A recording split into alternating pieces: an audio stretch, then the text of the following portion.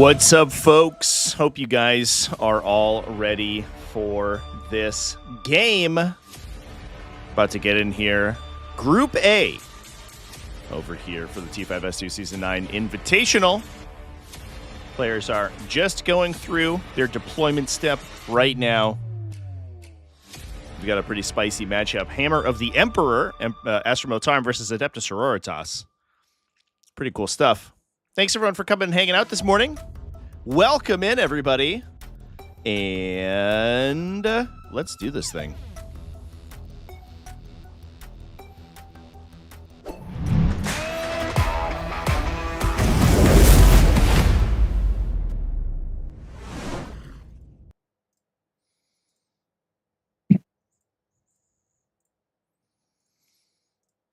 Make sure we get the player mics active here.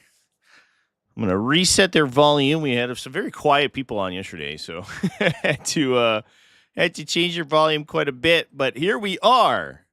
Layout 1 for the group stage here for Group A. Microphone's working. One moment, chance. But we are in the midst of the deployment step for Deimos versus AshC, a.k.a. Rentar. Deimos over here on the red side, of course, with this Hammer of the Emperor versus an interesting Hallowed Martyrs build coming from Ash. Welcome in, everybody. Counterfront, I know I run a lot of events on the server. Do I run a Learners League? Yeah, so occasionally what we'll do is we'll run Youngbloods events. We should have another one starting shortly, which are events that are catered towards new players. Usually will allow list changes in the middle.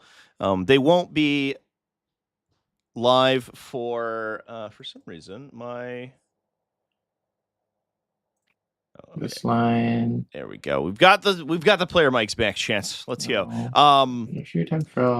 Usually they will not be eligible for rankings points, but we will give prizes for participation, as well as allow people to change their lists.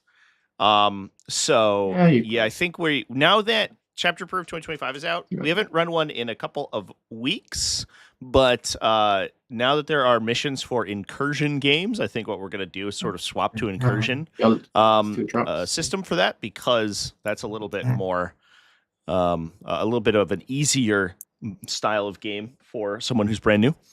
That 1,000 points level. So that's likely what we'll do the next time we run. But the last one we ran was probably 3 months ago. But we are due for another one. So the answer is yes. Short answer, yes, we do. Run Learners events for sure. Lists are available in the video description as well as in the robot, folks. And as the players are going through their deployment, we can follow along and listen to what is going on as they are dropping their units on the battlefield. Again, you can find all the information about this event at tts40k.com/invitational. That's going to be the hub for all of your information. We have live brackets and game schedules. So as games get scheduled, they'll be placed onto the game schedule document on that page. Right now, we are in Group A. Watching AshC here using Hallowed Martyrs. So that's the index style. We all done. Adepta Sororitas attachment. Roll off. She's running Demonifuge, Junisher, Rowita, Morvenval, double Canoness, a Palatine, and a Dialogus. Palatine has 3 separate strength. I'm just going to pass the time and resume.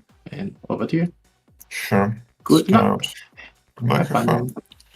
Scout forward. Everything else is relevant. Let's see the cards.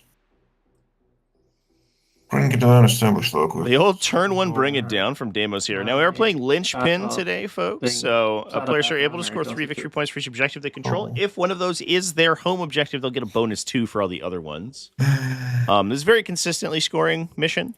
It does give a little bit of an additional incentive to hold down your home objective, which could be relevant given that this is Hammer of the Emperor Astra Militarum, so it is incredibly fast. So Deimos does have the opportunity to push back into sort of Ash's backline here. Now, rounding out Ash's list, I've actually talked about this on a recent Best Armies in 40K video, because Ash did win a GT last weekend, so she's coming right off the bat of a grand tournament win over in the UK. She's also running one single Battle Sister squad. I think Judith just hangs out with the Battle Sisters and in order to give her a bodyguard. Looks like we are combat squadding them, I believe, is what we got going on here in an immolator. So we do have another sort of a heavy weapon team inside that immolator. We have 2 units of Arco Flagellants, 10 in each of those, plus 1 unit of 3, a unit of Celestian Sacrosancts alongside a unit of Paragon Warsuits, 1 immolator, 1 rhino, as I said before, 2 allies in the form of Canis Rex and a Calidus Assassin. So Canis Rex, obviously, big, a big inclusion here for Adepta Sororitas lists. This guy, as we saw yesterday, he does give sort of a lease on life to the Imperium factions that have less in the way of armor cracking. We saw him getting played in Emba's list, who is running him alongside Nemesis Dread Knights, which is a pretty interesting inclusion. An absolute barn burner of a game that was. The final turn of that game was insane.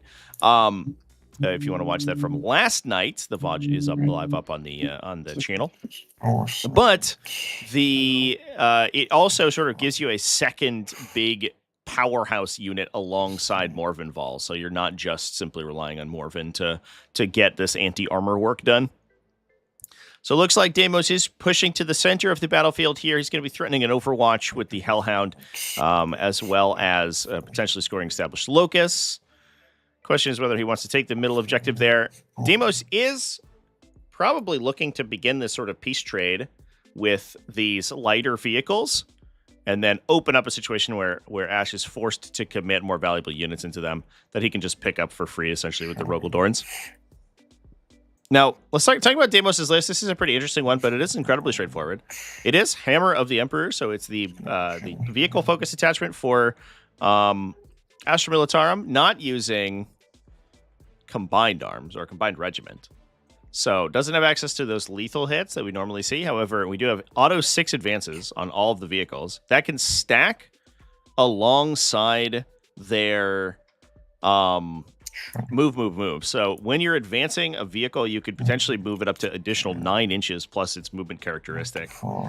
You can then use Blazing Advance to allow them to shoot. So we have pretty impressive threat ranges on all of these big heavy vehicles. We also have things like ablative plating for -1 damage that can especially help save against the sort of higher volume attacks, things like Canis Rex's ranged attack potentially. Morphin Vol's unit and stuff will probably still knock down a tank if they're in melter range almost regardless, but against the more incidental shooting, that's certainly going to be helpful. Or the longer range stuff where they're not in melter range, that will gain a huge benefit too. We can fall back and still shoot with vehicles, as well as move them through walls. And you should be spot point. So it's a lot of bonuses to their maneuverability. Deimos is running a trio of Rogaldorn tank commanders. He's not pushed up. One of them is Calm Under Fire, so he's able to issue an additional order during each round with that guy. And I believe literally just he wasn't pressed up against the thing. Okay, fine. Because it's black on black. Regardless, doesn't see this guy. Won't see did label. I wonder if it's in reserve. Nope. Okay, I guess I'm not sure.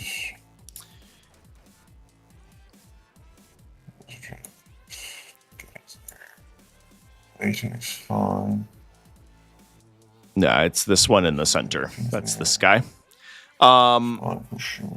He also then has one with Indomitable Steed, so that's a feel no pain. One with Veteran Crew for reroll ones to hit. We have a unit of Kitty and Chuck Troopers to obstacle the back line, so they're just going to be acting as a utility unit in the back there. We have 2 Hellhounds, as we see, sort of beginning this peace trade, alongside 3 Luminous Vanquishers, 3 Scout Sentinels, and a standard Rogaldorn, which is the one that's getting pushed more aggressively here. Now, obviously, the standard Rogel Dorn has that ablative armor trigger, so once per game before you take a saving throw, you can change the damage characteristic of the attack to 0. There's a little bit of a weird idiosyncrasy with these style of effects and with Melta weapons. If Ash is able to get in Melta range, then he can't actually ignore all of the damage from the Melta gun. It would end up being... He would still receive the bonus 2 damage. But otherwise, that does make it slightly harder to kill, especially against sort of the Melta conversions. So leading with this guy with the for the opportunity to absorb damage and then not die is a big deal. I'm curious to see what Ash's plan here to deal with these are. Obviously, the combination of Canis Rex and Morphin Ball is very impressive. Morphin Ball can potentially knock down these vehicles very consistently. This card wouldn't get down for CP. I'm gonna pass the turn. Color this picks up. Obviously, I'm just gonna leave that there.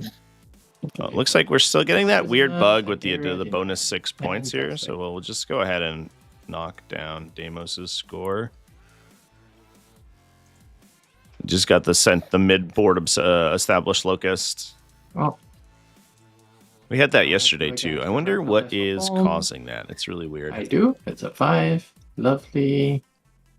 And do I get extra CP? Yesterday's game was really, really fun, chat. Super good.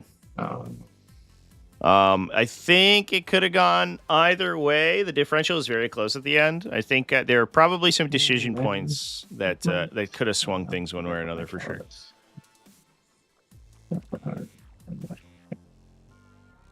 Well.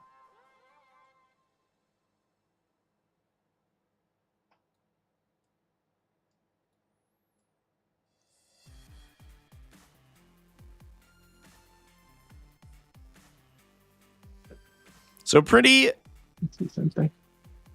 I guess, defensive turn from Deimos here. He has taken up table space. He's threatened a lot of lines of sight down the sides of the table with the Rogeldorns. One Rogeldorn's essentially waiting in reserve on the side here. I'm not actually sure if a Rogeldorn fits through that gap. I think they're too big, but I don't know off the top of my head. However, the... others are especially pushing this sort of like bottom flank here. Getting a big advance here to push a Battle Sister squad onto the side.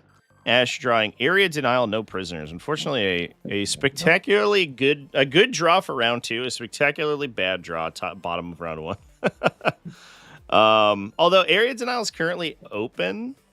She does have a 3-man unit of Arcoflagellants, but I don't believe they're in range to get to within 3 of the center here to score a small area denial. I don't even know if she's particularly interested in taking that trade, to be perfectly honest. Yeah. It got down this way, but that's fine. Yeah, stuff randomly surviving was the name of the game on both sides that game. Between Grey Knights, just like making two like 4-up saves, right? Just like making just a couple more of their saves than Eldar expected. So like individual strike marines and stuff would and purifiers would live versus bikes like just absorbing shooting. It goes 10. Oh, here we go. Watching. Oh, why not? Interesting. I'll just get her back up. By the way. Excuse me?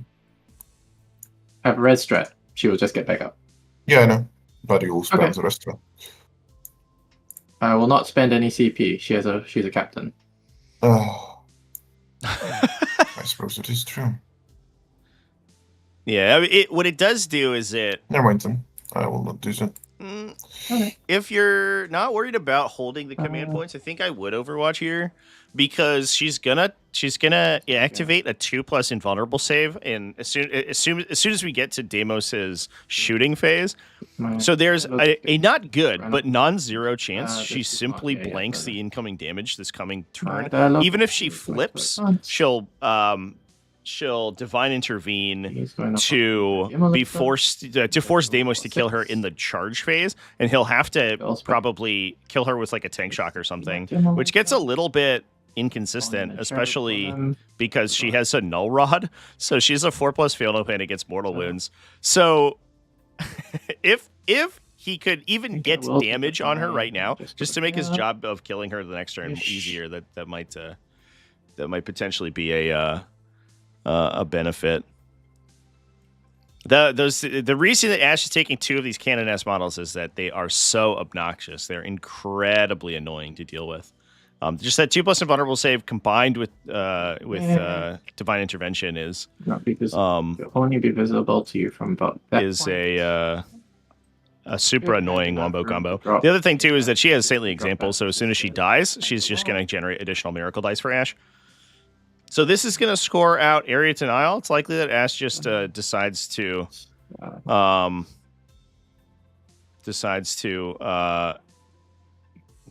ditch no prisoners here. Lighting underneath the. I can just put the torches. Yeah, like so. So I should be able to put 3 Battle Sisters inside, touching the wall. But what can I do about that?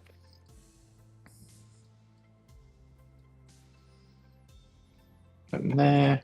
So big advance for the Immolator, ensuring that it can deploy units or deploy models out onto the objective as soon as the Immolator dies.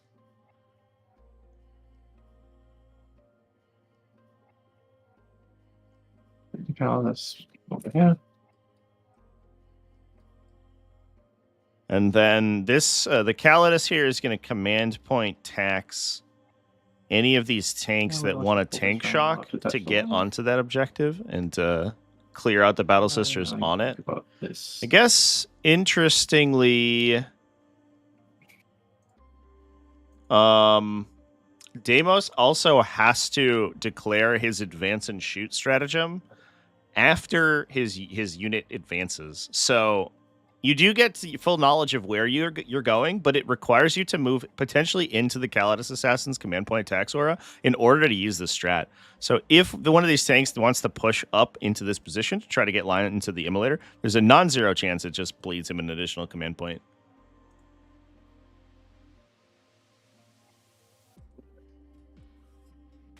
Reset to 5.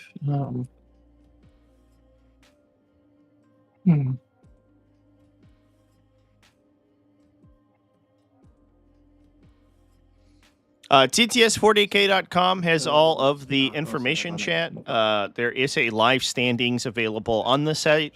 It's not currently live for Season 10 because we haven't had any events complete for Season 10 quite yet. However, as soon as we start to ramp up events, those rankings will get posted. So I like this turnout of Ash. What she really wants to do is get it to a situation where Morven can kind of pop off. Morven's unit has the potential to kill 3 enemy units in the course of a battle round pretty reliably because their Overwatch is so strong. +1 to wound, plus full hit and wound rerolls from Morven Fall, plus the access to miracle dice on those rolls as well. So if Morven's able to pop out, kill a tank in shooting, charge, kill a tank in melee, and then force an Overwatch, and then if you kill a tank in Overwatch. I get the girls out, I can unbattle shock them and put 6 OC on that point. Oh, the second sister squad has the there is enough room for has the to get out here. There is enough the Dialogus in it. Get out here. Amazing. Telling you this in advance. So I don't gotcha you.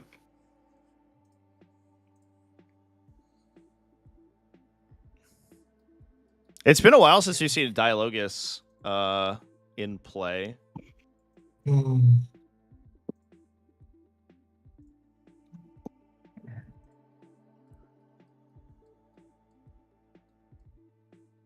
So currently, Palatine with Through Suffering Strength is attached to the Celestian Sacrosancts. I guess I'm not sure if the Dialogus is attached. I imagine it is. It allows you to auto-6 your Miracle Dice so that your multi-meltas can be more effective. For a hot minute, we saw that constantly with Dialogus Palatine combo to give Miracle Dice flip to 6s and then lethal hits. So you could just power automatic wounds through that unit. Little bit less common now. But that's definitely that's a really interesting little combo there. That unit's actually really obnoxious.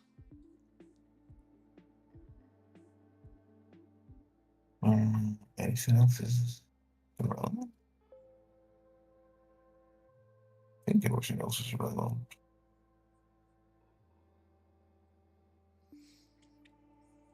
Spills will move that guy. Was Wyvern Teams ranked for Season 9 or Season 10? I'm not sure, chat. You can see all of the events. If it's on your profile, you can see all of the events that are ranked on the season standings. If the official cutoff date for Season 9 events was the July 14th, so if it hadn't finished before July 14th, it wouldn't be ranked for Season 9.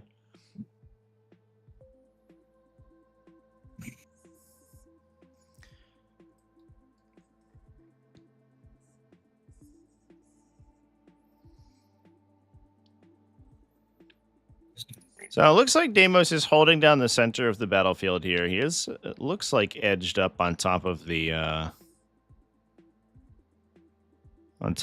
terrain feature with that Hellhound. And that will out OC the Canoness. So in theory, I guess we are scoring ourselves 8 points here. Doesn't look like the Lehman Russ took the objective on the opposite side. This guy. Issuing a ton of take aim orders to just shoot the Canoness. All right, Canoness. How well can your 2+ invulnerable save keep you alive? Yes.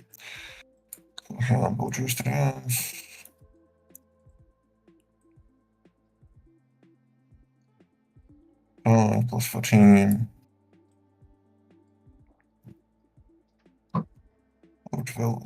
Using that auto 6 advance to contest the Immolator, I guess. Hellhound actually out OCs the Immolator. Interesting. Deimos draws this turn, tempting target alongside area denial. So,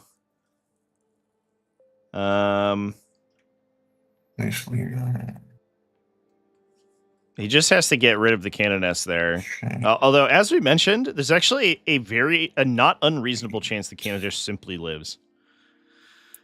If she doesn't die in shooting, it's an almost 100% chance she will live. If she dies in shooting, Ash should have to get supremely unlucky to a tank shock in order to actually lose the Canoness here.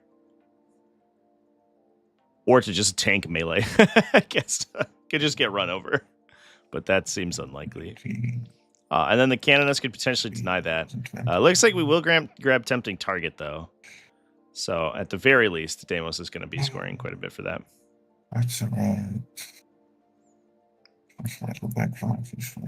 Oh, I guess we were holding top left, so Deimos scored 13 points there.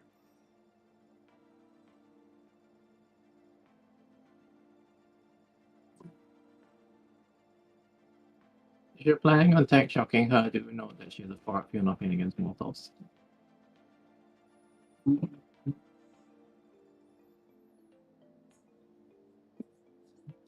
It's true. I don't know, man. Maybe I should have overwitched her after all. Oh well.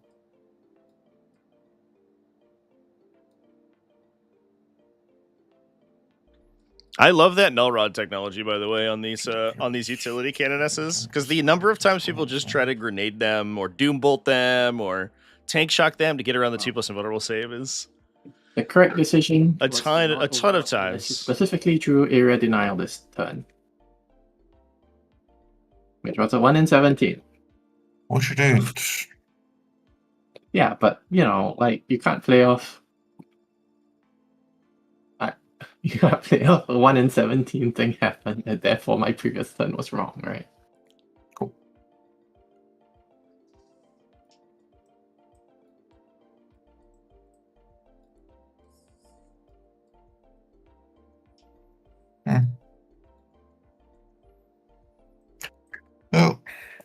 supposed to just kill him. Yeah, if you are looking for entry into Tabletop Simulator 40K chat, ! how to play in the chat. Thanks for dropping that in, Matt. That will that's the new player tutorials playlist. So it has a bunch of 40K tutorials, but there's also tutorials on installing Tabletop Simulator and learning all of the tools and stuff. 2 up inbound. Here's the Canada's once per game ability being triggered. Big cannon.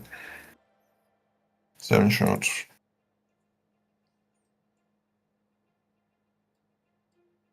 Four saves. Takes 1 goes through. Alright, 1 left. The second biggest cannon. 1 shot. Doesn't. I'm just gonna kill her to this our first activation here. Just go to sleep. 1 hit. 1 will. Oh, He's fine. Auto cannon. 2 saves. She's fine. And little cannons. 3 saves. She's fine. Knuckledorn Commander. Big cannon. 6. This woman is the greatest troll of all time. 6 saves. All right, Rogaldorn. Oh no! Guys, free strat, bring her back. Pitch 1 miracle to give her. I'll pitch both miracles to get her back with +2 wounds. I'll put them next to her as a reminder. I get D3 plus 1 miracle dice for her dying. I get 3. 1, 5, 5. Oh, great break of miracle dice there. Right. And that saintly example triggering. The annoying part, if you're the opponent of that combination, is that she will divine intervene and then come back. Really? If Deimos kills her again, she'll saintly example a second time. So she's actually just an enormous pinata of miracle dice. She's going to be generating an enormous amount of value. Canada's respawns at full thanks to the ditched miracle dice. At the end of your turn. And now Ash has a utility unit in the center of the battlefield here. Danger if she gets overwatched because she doesn't have that divine intervention available a second time. Yeah.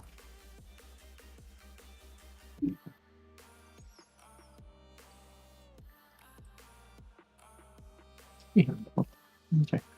All right. Do I get the extra thing? I do.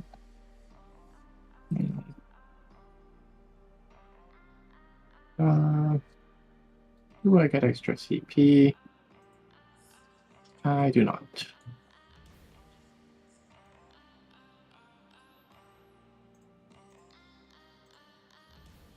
All right. So bring it down behind enemy lines are the draws for Ash here. I have to imagine that this early in the game, that behind enemy lines is going to be a redraw or a either a redraw or a command point. And then they're going to walk up to the thing. It's only the Demonifuge that could potentially get back there. And I don't think that, it looks like Deimos is green out his deployment zone. So there's no opportunity to score that. Don't even know if you necessarily want the Demonifuge to go back there. There's just a bunch of free attacks that are going to kill her. Sure. And she's not quite as tanky as the Canoness, especially when it comes to tank shocks and mortal wounds. Let's get that over here. Help off the pass here. Okay. Land the Militarum. You do not have a reactive move, right? No. 6, 3, and 3.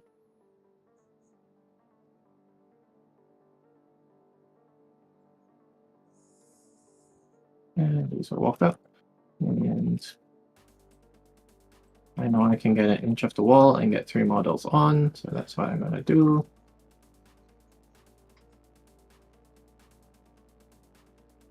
Okay.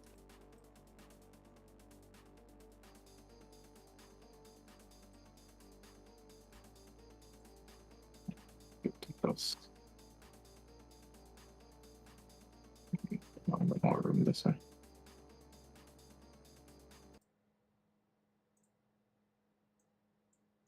Okay, and these ones can go there and there. Yeah.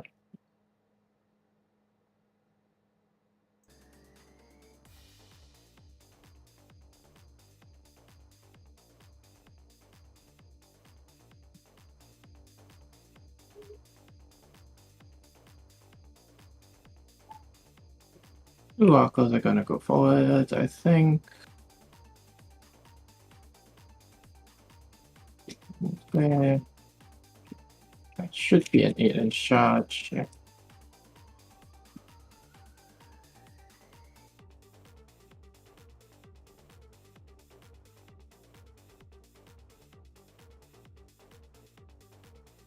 Do you like to Overwatch? No. Okay. So it's gonna restock.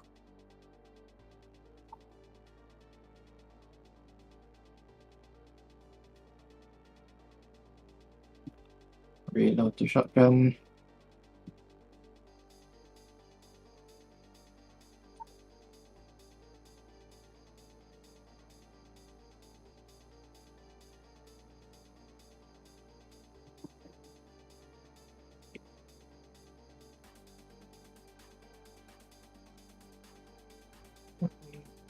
The canoness will advance, take a fall.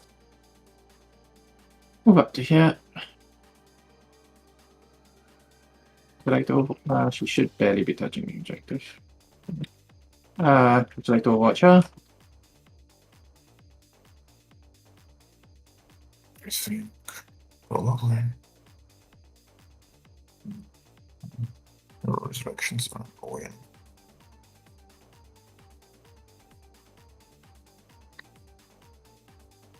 Delayed kill kind of damage. So.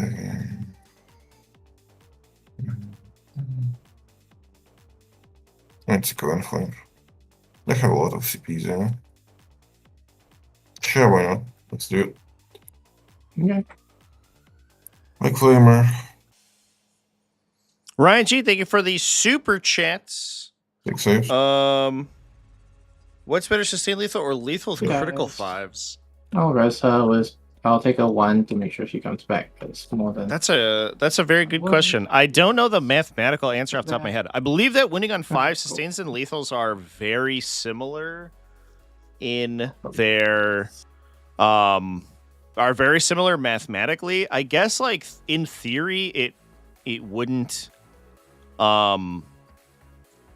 it probably wouldn't make that much of a difference because the fact that the two are so close. But it's probably the lethals. Oh, let's see how many 8-inch charges I can fail. The classical answer is all of them. At least the lethal's taken an additional like element of dice rolling out of it. I'd have to actually like unit crunch that in order to figure out, because I don't know off the top of my head. It's a great question though. Thank you for the super chat, by the way. Appreciate the support. So Ash is actually pushing this turn. Baited the Overwatch with the Canoness to allow this Sacrosanct unit to push without being overwatched by the second Hellhound here. And now that the Saintly Example Canoness did go down, she has 2 5s in the chamber for Miracle Dice. Like... So she could, but she basically has 2 8s we need to make here to try to get in. Which is a 3 on 1d6, so a 66% chance, assuming that she uses her Miracle. Yeah, shout out to Adepta for checking unit math for sure. Sponsor of the channel. We'll have more Adepta stuff on sponsored videos, I guess, in a little bit here, chat. Right.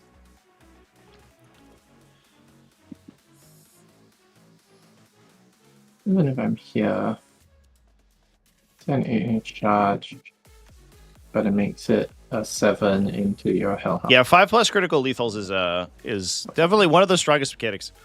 40k. There's a reason that the Fire Discipline combo was nerfed as heavily as it was. It was basically the only way to play Space Marines for like a solid year was this Fire Discipline combo.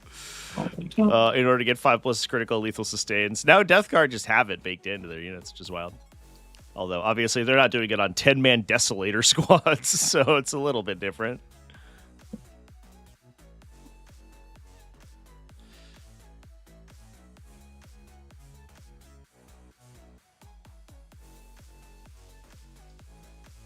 Do I ever do list reviews? Yeah, for my normal streams, I'll usually do them for a super chat. Just in 12 of your local dawn. Yep. Alright. Just 12 of your health on, yes. Okay. On the other side.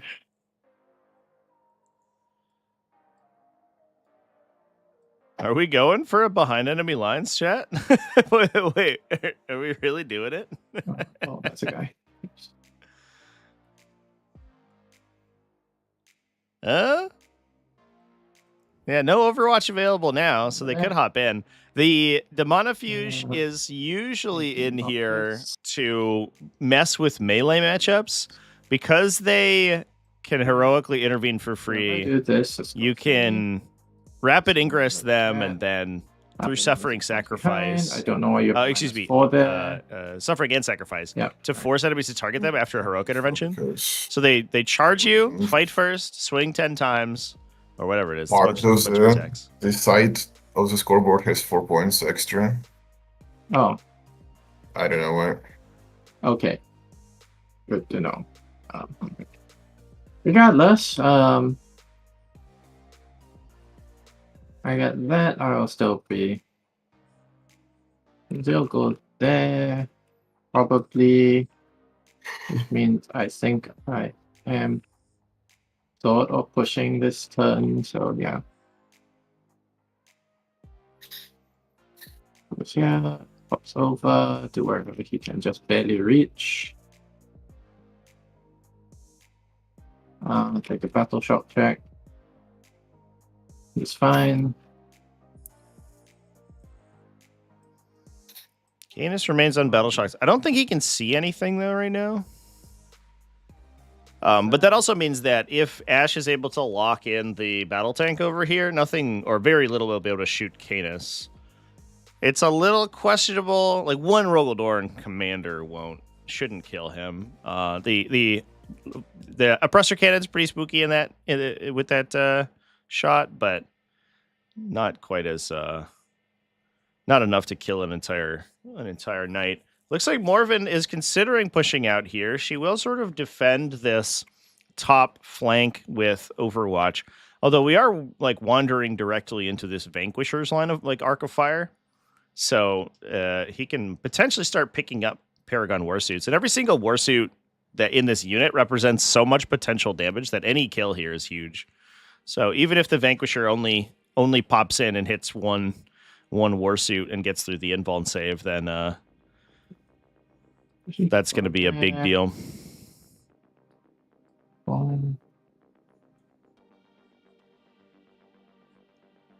So the battle shock on Canis is from Super Heavy Walker. The shuffle that way. The Canis is allowed to move through the vertical elements of terrain features, but if he does so, he rolls a d6, and on a 2+, or on a 1, he is battle shocked. It's not an actual battle shock test; it's just what people call it. It's a battle shock check, I guess. All right. But that's unique to Super Heavy Walkers. It's a slight downside to adding a bunch of additional maneuverability to them. How many ones does she come back with? Comes back with 2 ones. And I guess that's true, chat. Yeah, he does see the Hellhound in front of him. Yeah, I guess there is. That's a good call out. There is a Militarum tank right directly in front of him, so he will get to shoot that, I guess. None of the Rogaldorns. Oh yeah, these 3 green aquas are going to advance. Sorry. 2, they do not make it anywhere relevant, so I'm just going to go to the corner.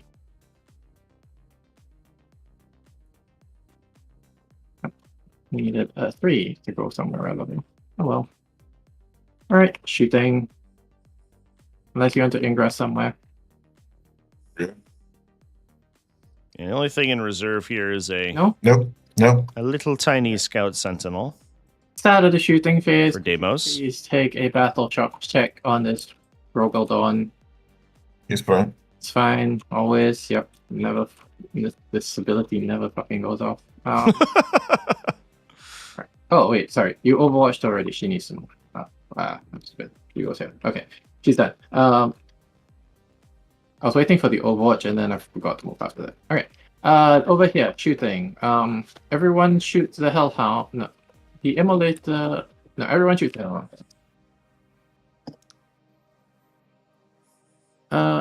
The Sacrosanct shoot, so it's not the Melta pistol, but everybody else overcharging the plasma. Overcharge plasma. Hits. Overcharge plasma does not wound. Does she hazardous? No. Bolt pistols. Mostly miss. The hazardous checks are cute there for the Palatine, because if you fail the hazardous check, you actually just turn on your max power, so through suffering strength. No. So it's actually a huge benefit if you do end up failing the hazardous check and taking 3 wounds. Yeah. Yeah. Balgon, shoot here first. So Meltas. All hit. 4 wounds. You shouldn't have cover, so 4 6-ups.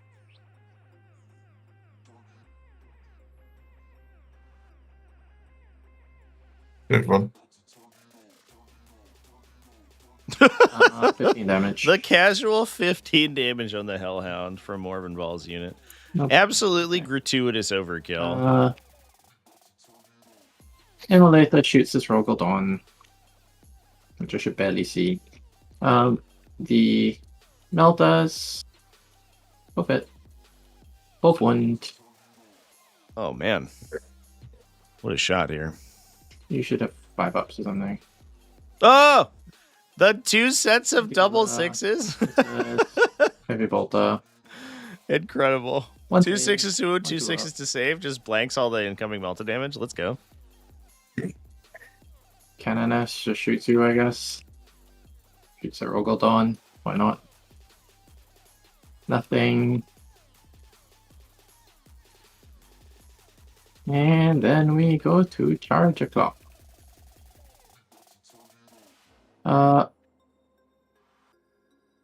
These Arcos try an 8-inch shot here. They get it.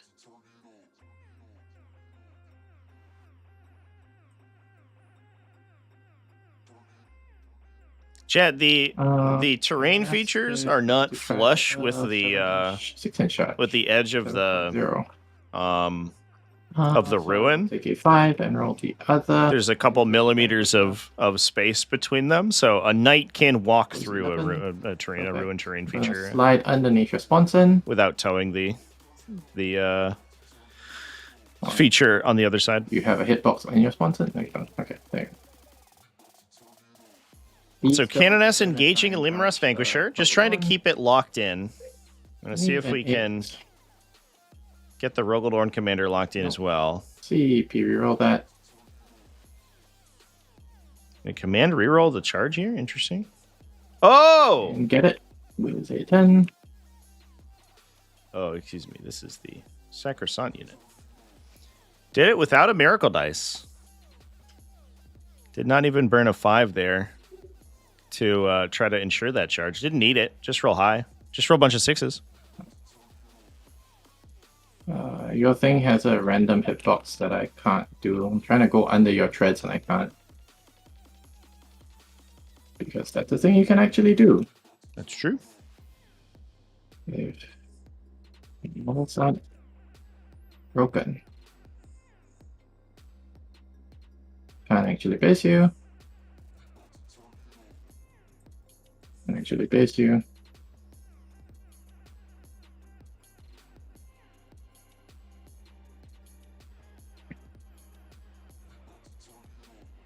Can probably go far enough to slide under your sponson, so that's fine. Yeah. No other charges. So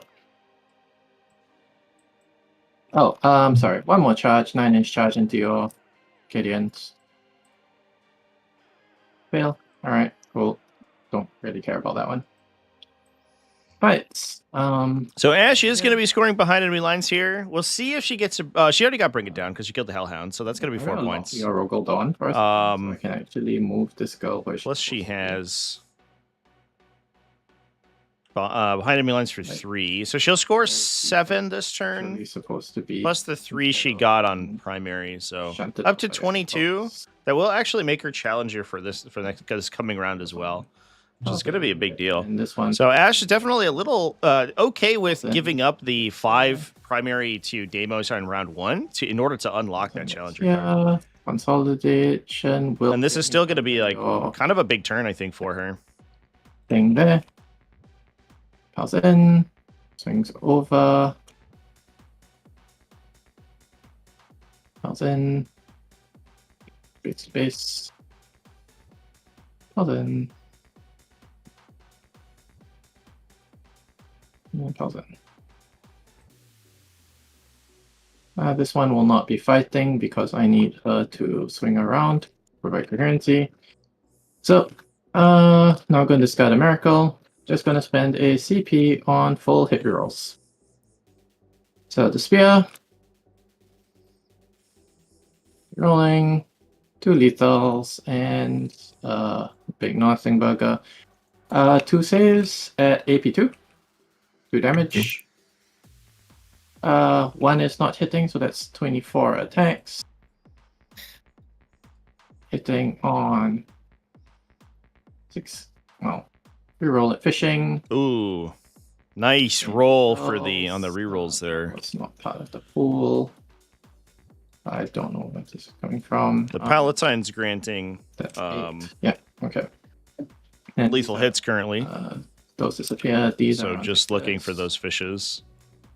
13 saves. That was a great roll. Oh my god. 13 4-ups the Rogalord battle tank here from just a regular ass unit of Sacrosands and a terrible save roll from Deimos. 8 damage going through immediately forces that guy into battle shock territory. Ouchie. And then the Palatine. Looking for lethals. Nothing. Punished by the fish. Nothing. And the Palatine does no successful damage, unfortunate. Go up, slide under your sponson, so you always have to take a desperate escape. She will move up and provide coherency. Why would I need to take a desperate escape? I'm not clicking through when moving like so. A part of your model will pass over my model. It does not say anything about clipping through. It says pass over.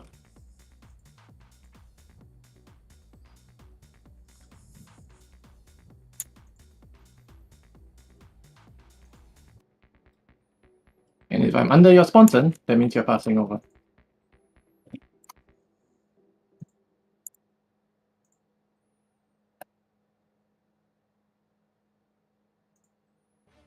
Yeah. He's gonna go up to that. Again, I have a big hitbox issue with your guy.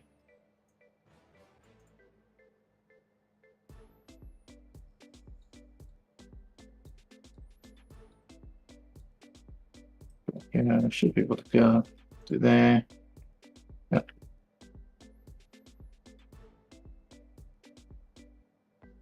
I don't think these can swing. Not that it really matters. People are hard of war worrying about subterranean assault during check-in. Were they really? 7 of them not doing hazardous.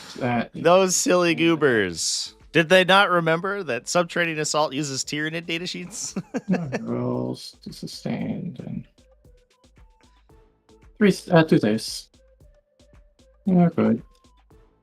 So mass engagement from Ash here. Just going to contest basically everything. Besides the top left objective, nothing really that she can do about that one. It's too far away. Your trade and your whatever that thing's called.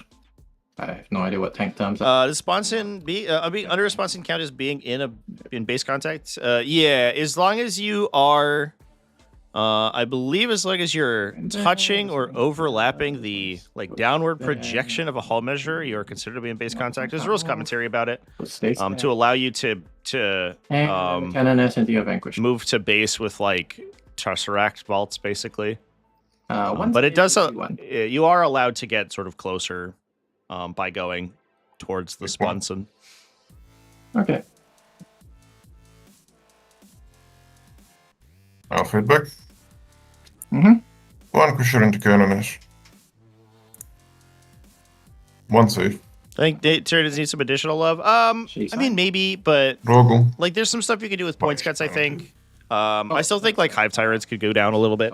But the other thing is that, and also the Hive Tyrants getting its command point generation ability nerfed was like sort of a kick in the nuts. But also I think it's a metagame thing. There's like a huge amount of things like Cadus Rex that's like just hyper toxic to just the style of gameplay that Tyranids do. Where they're spamming these like sort of mid-weight monster profiles, and Imperial Knights will just kill like 2 of them a turn.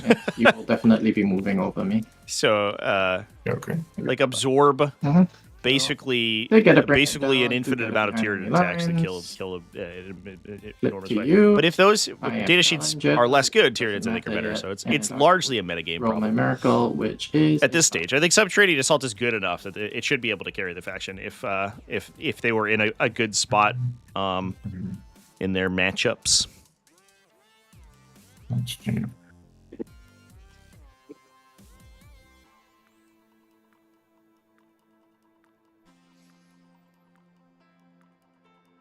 One, two. Rules question about Doomsday Arcs. The Gauss flares on a Doomsday Arc are overhanging the footprint of the terrain. Is it partially in the terrain? Yes.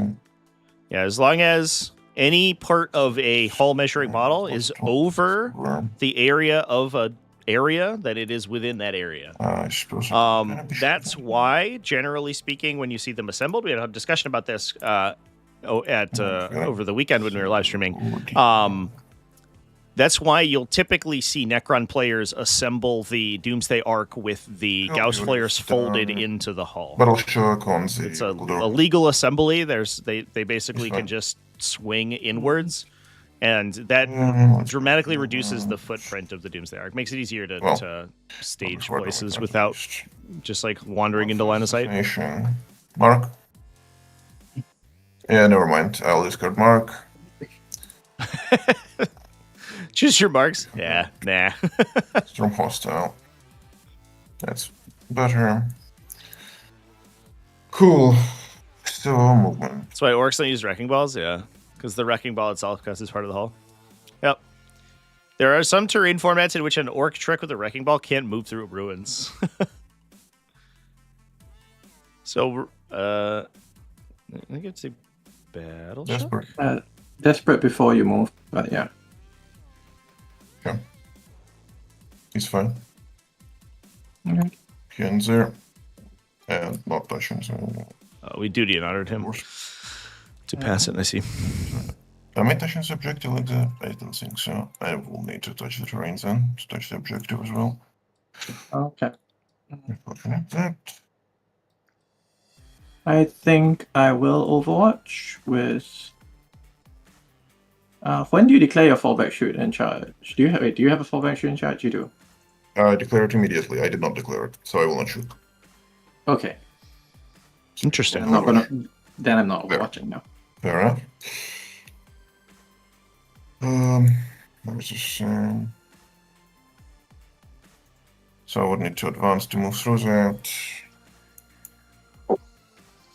which is annoying.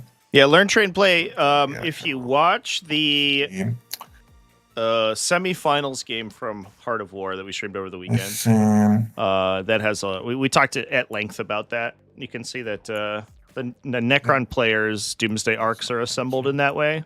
18. I was more well outside of 18 from that guy. Well, then Val's range is not 18 as the rest of them. Yes, my range is 18, sir. Okay.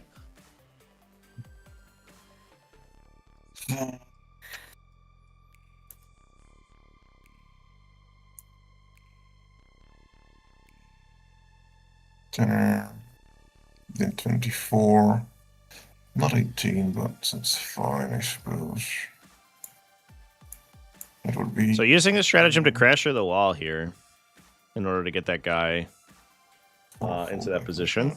I mean, for going through Wolf, fallback and shoot is going to happen a bit later on. Right, before I do that, let me check if I can push her onto the point.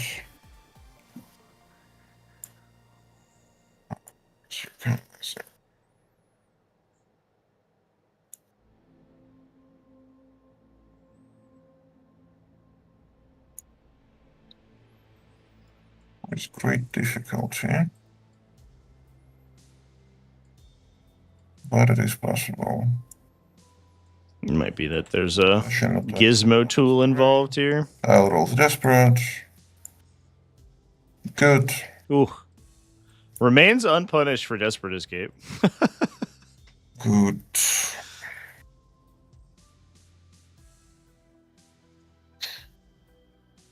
Got this guy, he needs to advance to go through your engagement range. Get within 9 of that thing.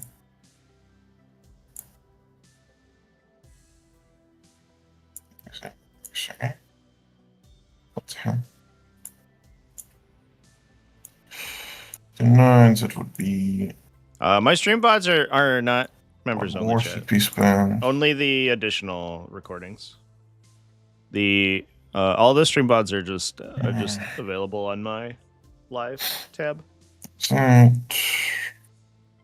Mr. Sentinel. The members' videos are extra games.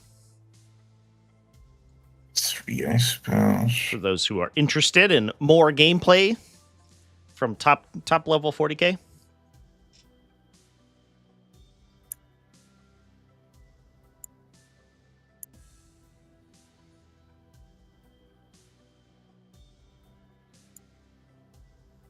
Out here.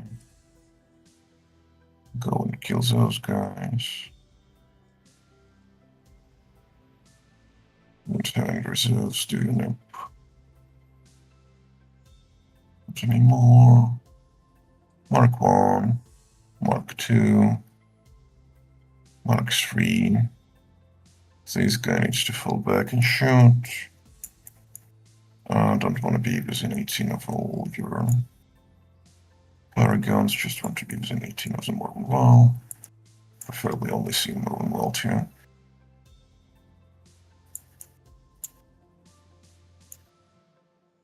I need to be wholly within, right? Right. Update like that. Can I get onto point? Yeah, that position was the upside of Vanquishers is that they're very large. You can use their model to do a lot of cool stuff. The downside of Vanquishers is that they're very large. Moving that miniature around is oftentimes a little bit awkward. Brilliant. This one's here. That one is fine where he is. This one is okay. Last one's gonna go from reserves. There we go. Historical.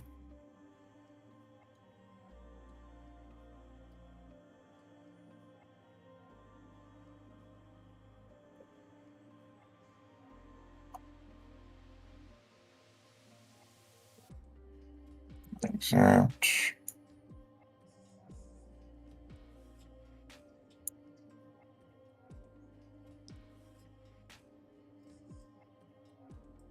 There's storm assassination. Holding this one unsteadily. Anything else can do about that? Not really. Just have to trust this one survives. Move. Anything else? Nothing else. So at the beginning of the shooting phase, we mark this, that, and these real ones. And then we go on to shooting. So.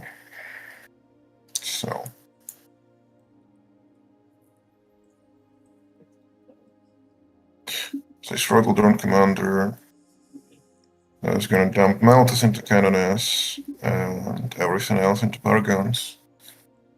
And I shoot the little guns into Cannones. I'll shoot the little guns into Cannones as well. So Malthus, little guns into Cannones, everything else Paragons. Okay. Malthus. Ugh, this alpha on the Paragons is going to be brutal here, chat. He dies. She was in melt range. There's no need to roll. She had truant left. Two miracle dice. Okay, cool. Got a 6 out of the Saintly example, though. It's exciting. Then the Paragon Warsuit, the Pulverizer Cannon. 2 shots. Boss hit, boss wound, AP3. 3 damage. Presser, 9 shots. Rolling once and 1 roll to hit. Ugh, 9 shots, 3. 4 hits. Disgusting. Absolutely disgusting.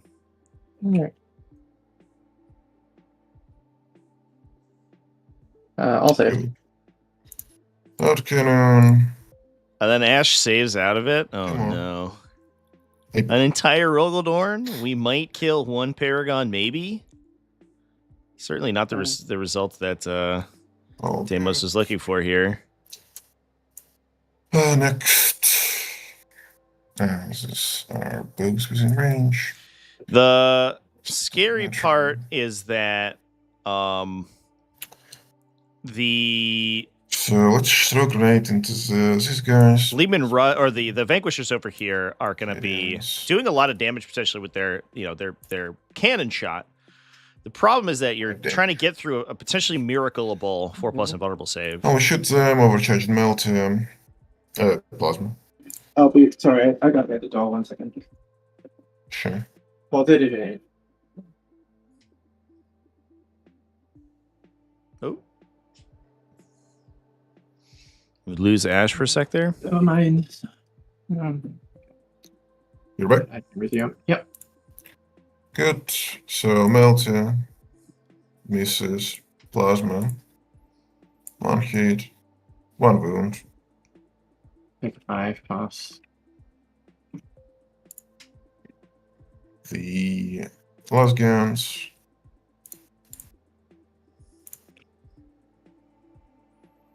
Hurry up. It's both pistol. Hit doesn't wound. Overcharge. She's fine. Cool. So little guns there, I suppose. Everything else should go in Dark Flagellants. Shoot it. Maybe not. Oh, fuck, I didn't move my Vanquisher, I'm sorry. Would you be okay with me actually moving this guy? In his only available position there, to shoot that line. I don't think he gets that line. Not sure. I guess. Yeah. Sure. Sorry, I completely forgot about him because he blended in with Ruin's footprint.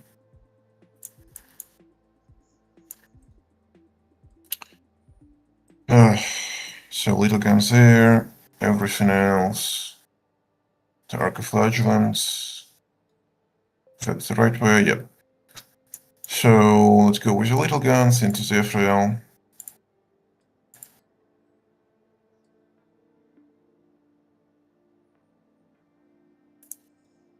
That's safe.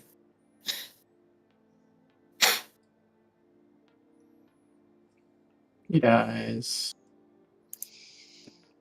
Then the Archiflagellants, Melty Guns, Rolling Bombs, Deuce, 4 saves. So 1 1, ordered, Reroll the last one. So that's what? 4, 5, 8. 4, 5. Not going to bother rolling the 8. But Cool. Kills 3. Biggest gun. 5, 8 plus 2, 10. Rolling once and one reroll to hit. Rolling one reroll to wounds. 7.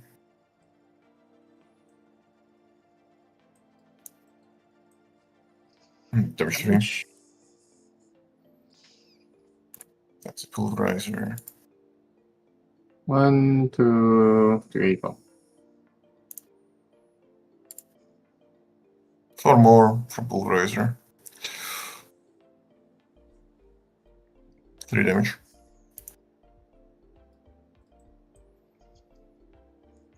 That's the autocannon. 1 more from autocannon. Also 3 damage. Good. Can't roll any field events. Yeah. Also miracles for Kaganel and Stun and them. The Vanquisher shoots last cannon, big cannon, missile there. Everything else into the I do not know what, when you're saying there, I don't know what there means. The Militarum? Okay. I'm not necessarily looking at where you are pointing at. Okay, fine. I was dealing with miracle dice. Sure, sorry. So you. But we saw chat. We know. Emulator, last cannon, hit, wounds. Take a 5 plus. If you are a member of the Discord chat, exclamation point Discord, we have a T5S2 resources channel that has all of the map links. Okay, before that's fine. I don't. If you're looking for the season 10 map pack, You did all this one. that includes the map. The map base is custom. I don't host that one publicly. So health. Wells. Damage 7. Missile. Hits. Wounds. That's true. Damage is 3. Season 10 has already begun, chat. It began on the 14th, was the cutoff for Season 9 and the start for Season 10. We already have, starting today, 11 pods, and I think a little good. a GT and 2 to 3 external events that are currently ongoing. 2. So we're starting with a bang for season 10. I have cover across like most of the unit. Yeah. Yes. It doesn't have AP anyway. Oh, okay. 1 damage. Cool. First round, we'll try the Scout Sentinel into Emulator with missile as well. So last cannon. Misses. Missile. Misses. Alright. So Emulator lives on 1. Well, if I want to kill at least the majority of the Classic Adepta Sororitas troll over here. We'll see. Down here, Vanquisher into the Paragons. I'm curious where Ash.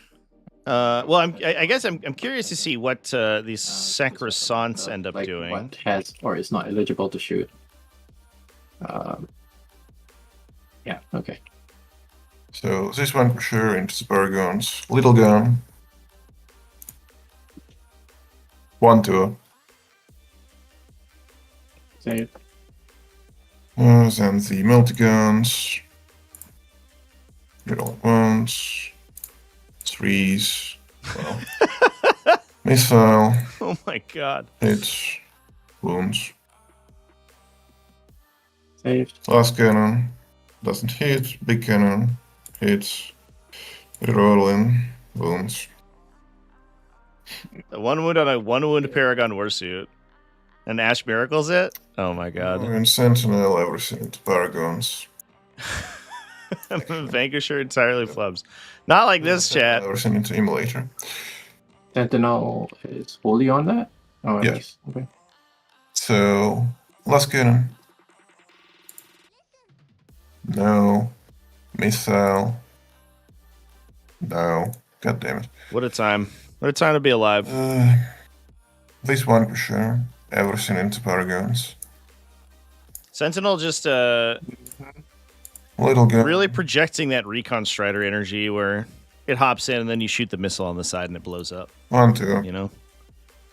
Yes. Little Helldivers reference for all you divers out there. Roll a 2 up. Fair enough. So season 10 Are you fucking kidding me? yeah. Season 10 will last a year, so you have plenty of time to hop in and grind some events. Missed out on the first round of pods. Guess I'm throwing in the towel.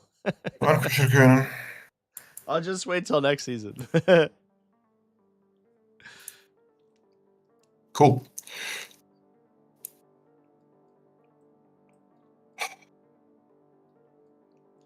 I have to say, chats, there was an abysmal round of shooting from Deimos. Pulverizer, autocannon here, everything else into the emulator. Okay. Actually, I can shoot the Paragons in suspense. Fuck.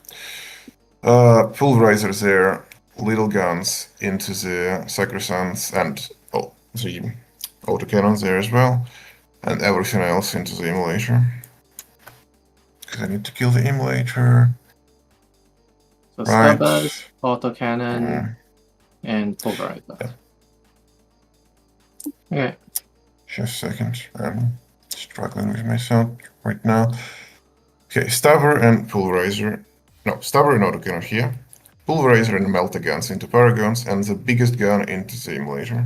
That's the final decision, and let's go shooting. So biggest gun into emulator.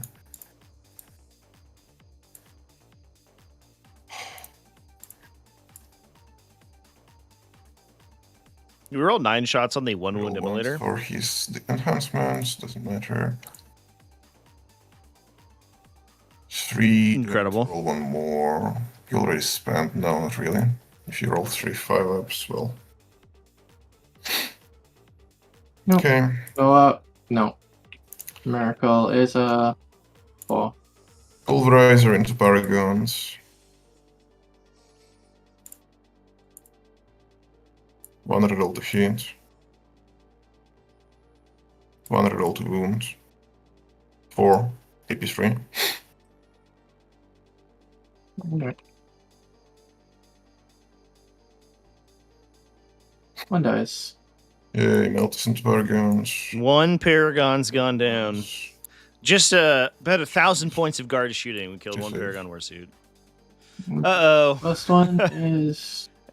Each Paragon Warsuit represents a ton of damage, so we shouldn't discount how important it is that they survive, or that the killing one is, but you would expect to have killed 2 to 3 at least. The amount of shooting that Deimos pumped in there.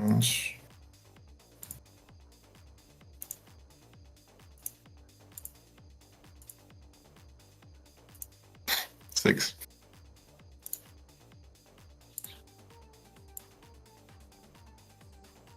What I? And then 2 ZP, 1 from the autocannon.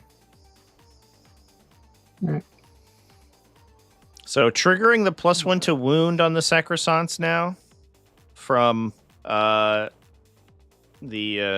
detachment ability. Scary part is Overwatch as well. They could eat it for the Hellhound Overwatch potentially. Into them. Doesn't shoot. I think shoot everything. So I storm hostile and assassination. Successfully. That's the turn. Okay. Markers.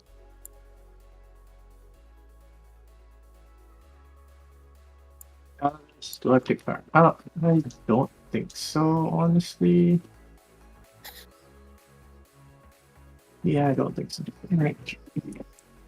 I draw my cards, I score 3. I draw my challenger. It is be within my opponent's deployment zone or get plus d6 ranges of movement, assassination, and overwhelming force. Those seem very doable at the moment.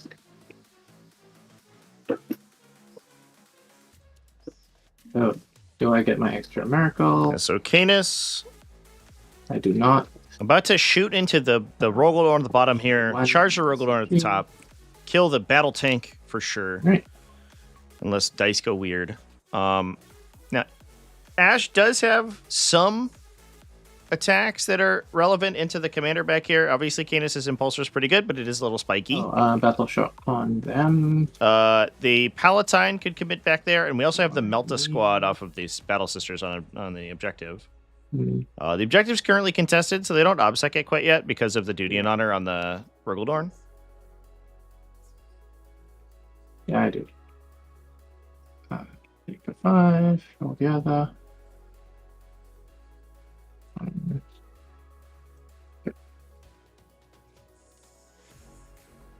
Let's walk.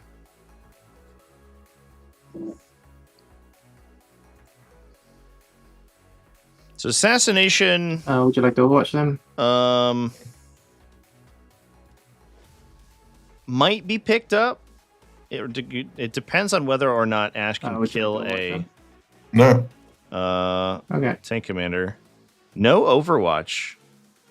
Onto the Palatine's unit. The Palatine herself, she doesn't have her own Suffer Against Sacrifice ability active quite yet, but the +1 to wound does make it easier for her to gain succestial wounds to do mortals. So I'm not in your thing. She is a little bit powered up now. Rogaldorn is dead.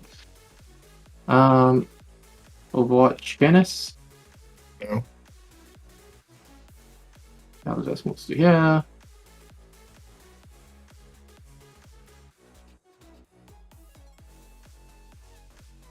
Marco's gonna move up. Overwatch them. No. Alright. Paragons are gonna move. You're gonna overwatch them.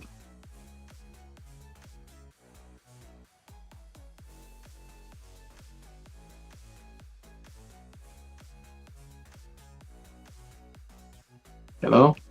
No. Okay, sorry, I couldn't hear you then. Like, let's see. How far do I need to move them? 17, so D6. That's 8. Move extra D6 for the challenger. 1.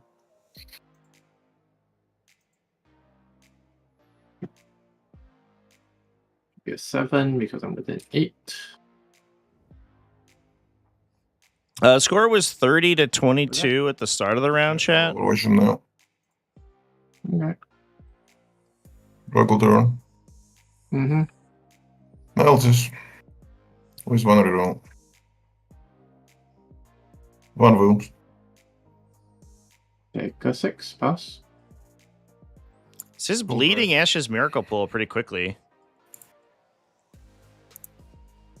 Press.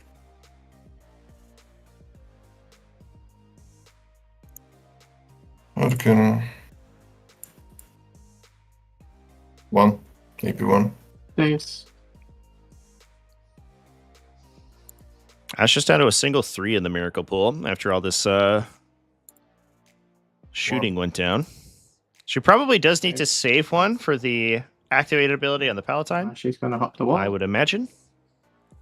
I think she's got a bit more movement. Trying not to tap your barrel, which I think I can do. These are going to walk up. There. Rose question about subterranean assaults. With enhancement to redeploy, if you redeploy borrow units, you create total markers. Yeah. No. Only if you arrive from reserve. I'm going to walk over and let's see how much chaos I can wreak in a short period of time. Alright. She's going to go into today. Alright. Yeah, redeployment is it is being set up on the battlefield, but you only create tunnel markers when you set up on the battlefield explicitly from reserve. The Hellhound. Plasma. Lethals. Does she hurt herself? No. Fine. Alright, and 2 bolt pistols. Both hit. 1 wound. The number of 6 to wound into 6 to save that we've seen this game has been wild. Canis shoots this Rogaldorn that's right in front of him. Kane is going for the Rogaldorn in front of him, so he's going to try the long bomb charge into the tank commander. 6 hits. Probably 6 ones. 8 at least, maybe a 9. Oh man, if Ash hits that 9-inch charge, Blink one of them. just it'd be disgusting. Does he blow up? Kills him with the last impulsor. Pretty nice. Damage into a Battle Sisters. And he explodes. He explodes to give the Battle Sisters +1 to hit. It's actually, despite the fact that we did get damage onto Canis, that's actually not actually great for. Probably. Yes. I'm the bubble is currently at 6. It's not touching you. Then the Rogaldorn. Oh no! 6 on his own Rogaldorn. Oh no! Okay. That explosion was horrible. Right. Now he's super dead. The squad shoots there. Thank you for the +1 to hit. Oh man. Multi-melta on 3. Regular melta on 2s. 1 wound. Have to give cover. Damage. 6. Not surprising. Wait, is he gonna die to shooting because of that? No way. And 1 save, and then the other bolter. No, I Nothing. don't think so. All right, we got to get the charge. All right. That was insane. Flamer from Junus into the Scout Center. That was an insane amount of damage randomly on that tank. I thought we were gonna see a clean bisection from Canis Rex. 2 9-damage hits go through, kill an 18-wound tank. No. We're just gonna do a 13 damage in the shooting phase randomly. And that's whatever. Used to free strat last turn, so she's gonna free strat and grenade to Vanquisher.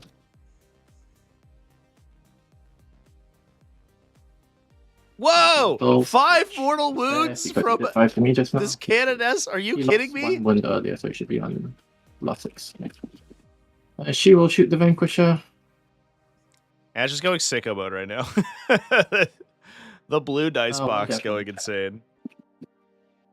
And then Morven and Trends will shoot.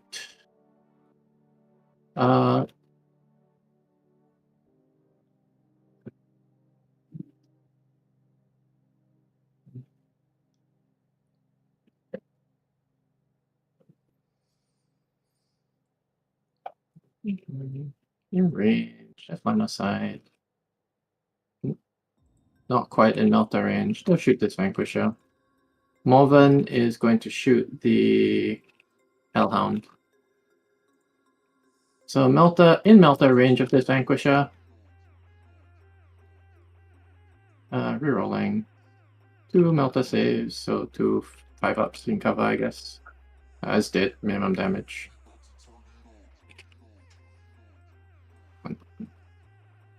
So Morven into the what did I say? The other Vanquisher? Or did I say the Hellhound? Hellhound. Okay, Hellhound. 3 shots is the bolter. 4 hits. Rerolling. 2 saves, 3 ups. 2 damage, and then rockets. What's the most one-sided matchup in the current meta? 4 ups. That's an interesting question. And 1, I will CP that. There's a bunch of factions that just can't deal with knights right now. And I think 5. So that's a kill. that's the easy answer. Which means Morven generates me a 5. Very good. Alright. I think that is all of the shooting. There's some So charges. like potentially like is going to try this silly ones, I guess. 7-inch charge. If there's like, if you have like deep strike denial into like subterranean assault or ascension host, so you can like, dude, that those matchups just get like really skewy based on who has the technology for it. I can get because of your hitbox. Sacrosants are going to try and charge the Vanquisher. Grey Knights versus Games Workshop.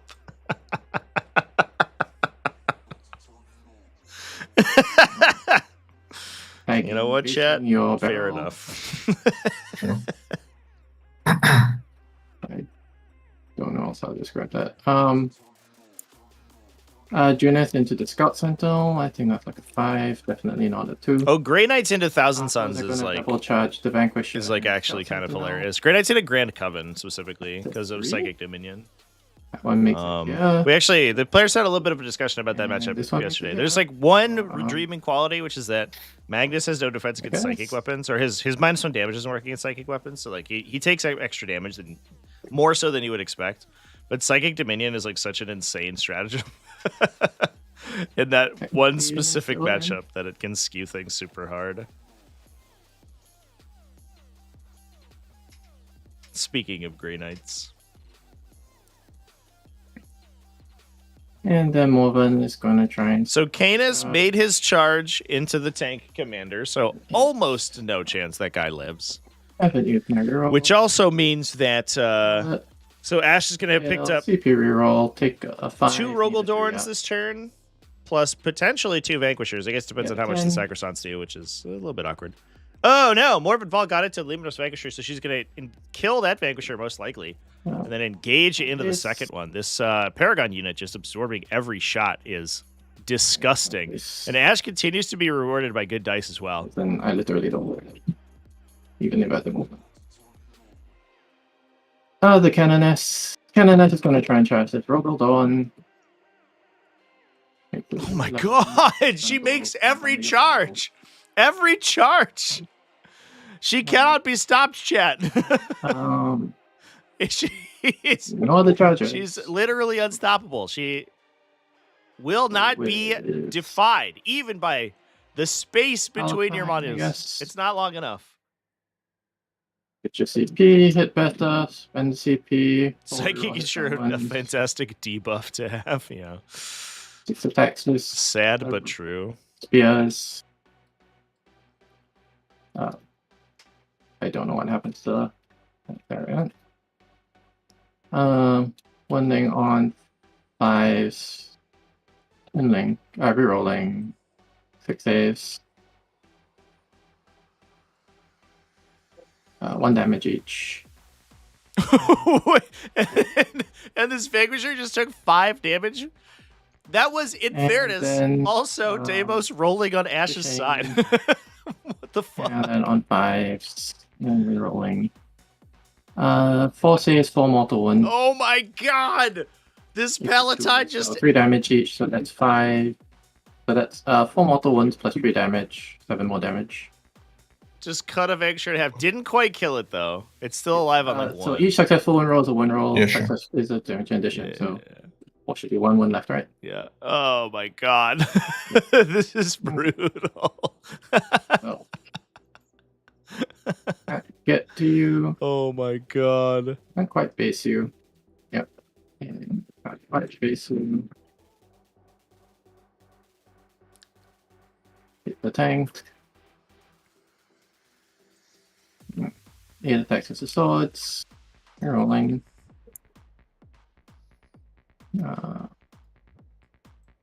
6 saves. 82 damage 2. On the Vanquisher.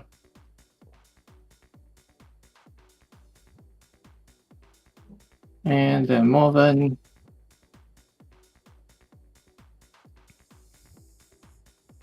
Four saves and 3 deaths. 3 death damage. Boom. Egg. Well, chat. Egg. That was, as we say in the biz, a pretty good turn for Ash. At least so far. It's killed 2.9 Luminous Vanquishers, 2 Rogaldorns, and engaged the majority of the remainder of the Astra Militarum army. 5 of them will get this swing. This Adepta Sororitas army basically like peeked around a corner, got shot with a bullet, and then just freaked out and exploded and killed everyone. So 30 attacks. Yeah, I guess we haven't literally rolled Canis' attacks out. He could flub. 7 saves. Oh, not amazing time from the Archoflagellants here. Unlikely we see the Scout Sentinel get killed.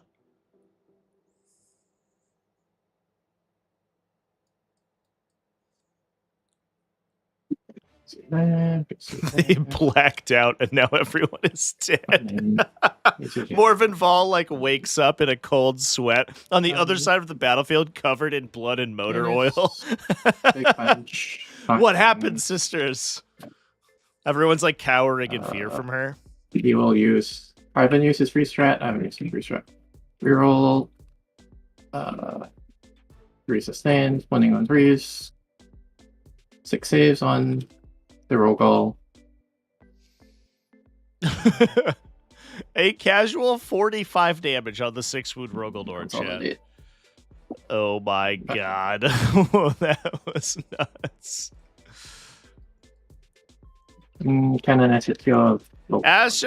Ash has gone for essentially no charges that are closer than 8 inches this game and has been unpunished on all of them. I think the only relevant one she failed was Ephriel Stern and Kaiganil. She's basically succeeded every other charge all game. 3. Okay. Good stuff. Send more tanks. That's it.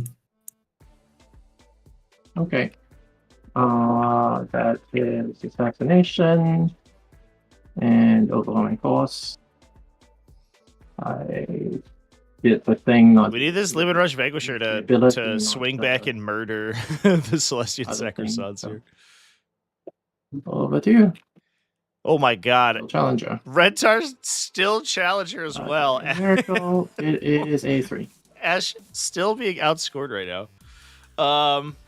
Deimos is going to score another 8, but I think that the tide of battle has churned here. I don't know. With everything sunshine. All 5 of my units left.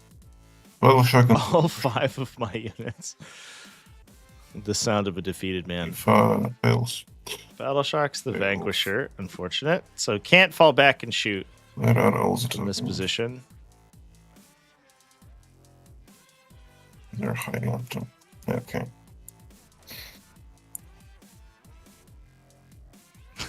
She needs challenger. Yeah, it's important. Did she even score the challenger card? I think she ditched it, right? Oh no, she used the stratagem. The spread escape and she used the stratagem to move. He's fine. That's what helped close the distance there, so that does track. That did help the maneuverability quite a bit.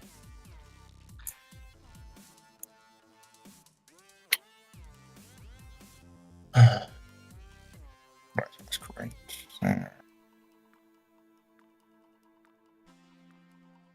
So we just need... Like, the Palatine's so freaky right now. We need to hold a command point to tank shock her. We need to shoot her with a Rogaldorn, kill her, force her to flip, and then tank shock her to death. Because you cannot allow this Palatine to survive damage, because the Palatine will come in and immediately truck over a Rogaldorn for like 9. Over my Canoness. You're saying you can stand under me normally, but I cannot move over you? Yep. You can charge and end over me, as long as it's a floating part of the model.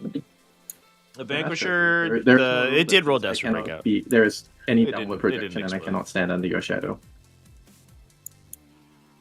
I just have to find a legal position to stand.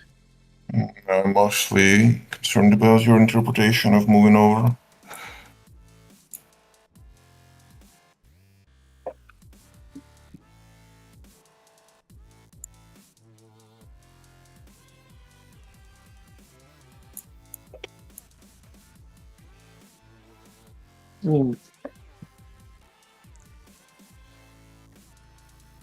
Yeah, that's what they were talking about. The fact that the desperate escape mechanic only triggers if... Hold on. When it falls back, I'm just going to overwatch it with Val anyway. Okay. It triggers if you move over an enemy model is the only requirement for desperate escape to turn on. So if the Rogaldorn moves in such a way that a part of its model tracks over the space occupied by another model, then it would have to take this or break out. The first one, which 7 seems to me to be the case. So that is 15. You have this is your feel no pain guy. Yep. 13. Bolters. Yeah, I don't know if there's like precedent on whether other things treat 1 save, 50. treat like the space occupied by a model as over Bolter. versus like physically moving so that your base is like transitioning over top of where their base is. Unit 1. Sorry? Unit 1 and 5. 5 plus 1 to wound. Oh, sure. Can you not die from Overwatch, please? And then rockets. No. Okay, you did not die from Overwatch. Brilliant.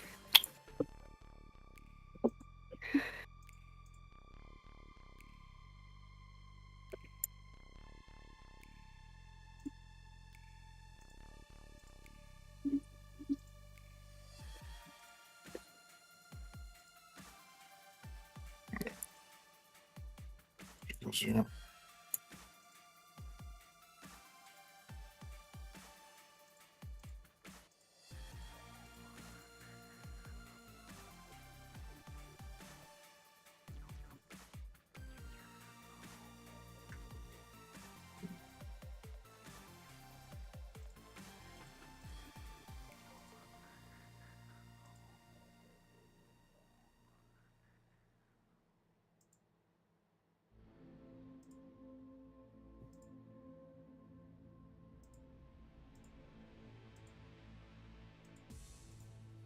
Advantage. Mm-hmm.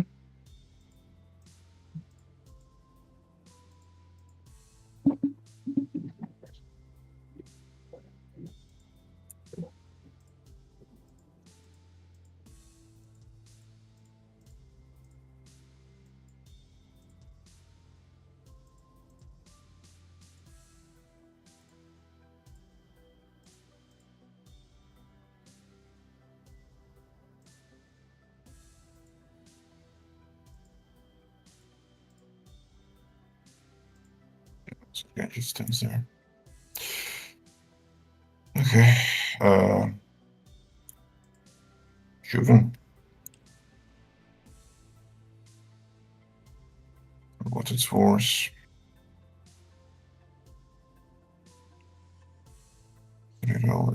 Yeah, WTC has a rule where it forces downward protection on models, so models are considered to like occupy the space beneath them. That is not a core 40k rule, though. It is absolutely legal to stand underneath another model.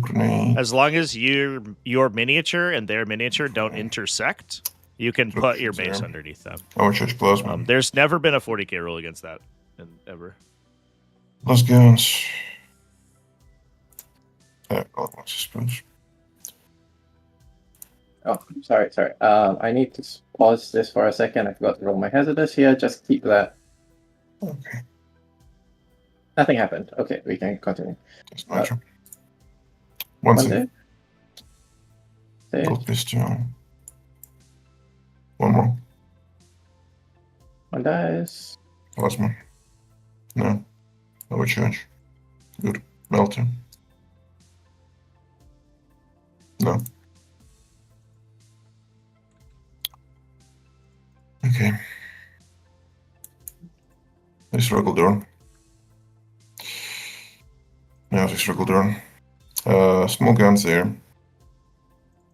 Everything else into the target. Okay. So you do not have cover.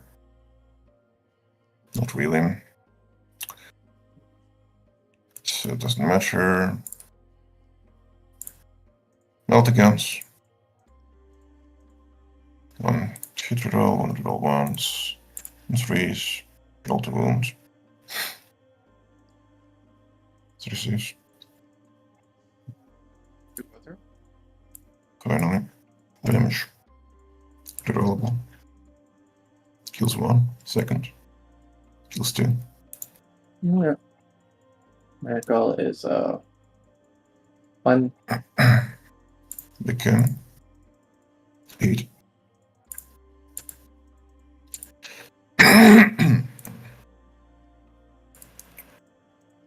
Seven saves.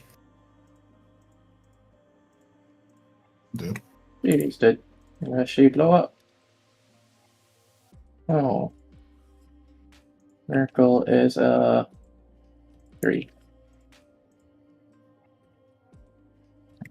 Little guns and suppressions.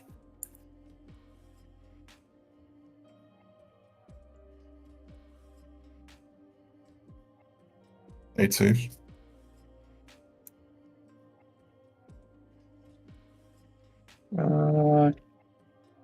AP0 or AP1? AP0. Alright. Take one. Just totally in it. Knowingly, the Yeah, movement yeah, rules yeah, use yeah. 2 different terms for Yeah. moving Actually, in regards to enemies. The movement rules say you cannot move through enemies, but when falling back, you can move over enemies. What does that mean? Further on, this guy.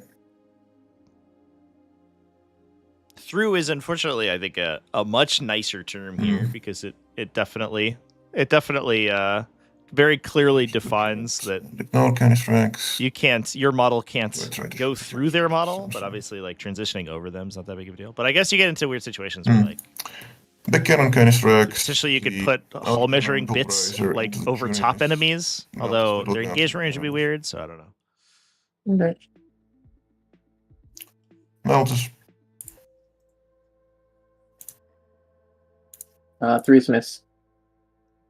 Yes, he Go was bracket perfect that. now. 1 wound. 4 up. She's fine. Can't go around, can't go through.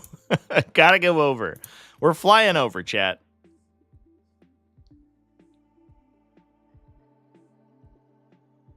Pinnacle of immersion is the tank can't simply run over infantry, yeah. I mean, I guess they like have satchel charges or whatever, right? Like the infantry is trying to blow you up. So like maybe they snare you in a trap or something. I don't know. There's AP. 3. Is there anything else going to? Autocannon. Okay. AP1, I'll just take a 3 and pass.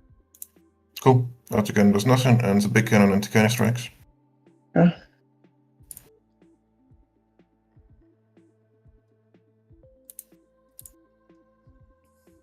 I have 1 hit roll, sorry. I didn't use it yet. It doesn't matter.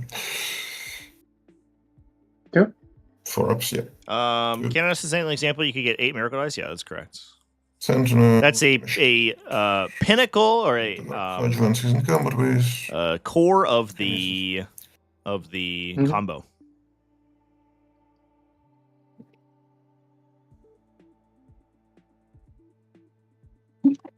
She doesn't have lethals anymore, does she? She does not. Suppose I'll charge her with the scouts then. Yeah.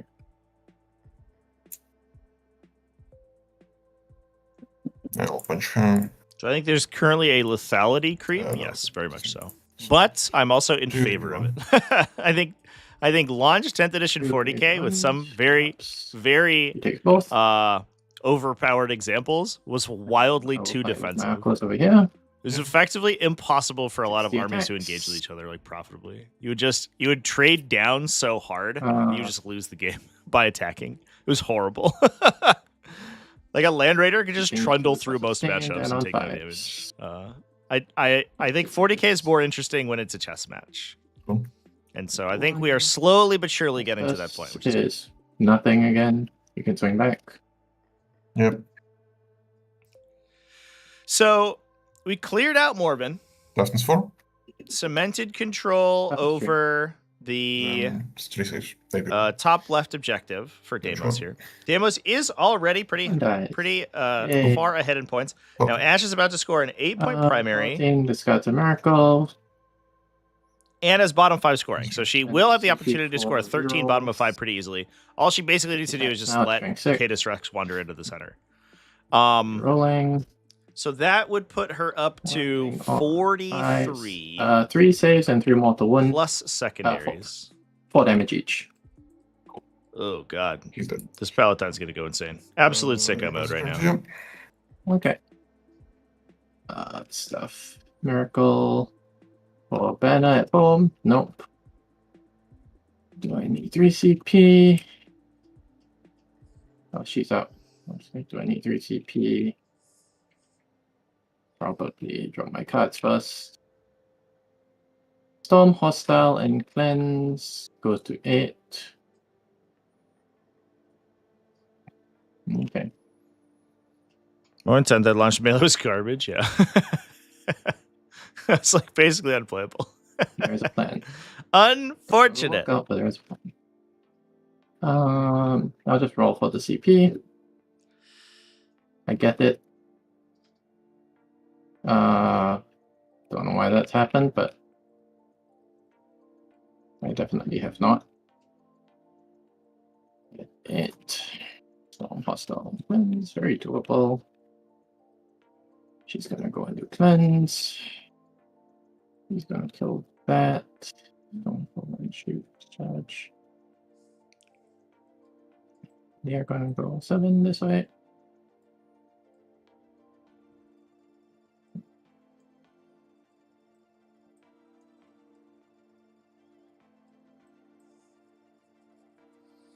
Are we going to get the rare Junith bonk? Bonk a Scout Sentinel, Junith Sororita? Boom. Bonk. So draws are for Ash are Storm, Hostile, Objective, Cleanse. Cleanse is an automatic 5 here, so that'll push her up to 48. Storm, Hostile, Objective is difficult. Not impossible, I guess, if the Palatine like goes absolutely insane on the Shock Troop squad maybe and takes that objective. But that feels unlikely. So that might be this is also sticky. That might be nothing. Big nothing. We'll see. How do I need to go? 16 plus 4 over 2 times. Good enough.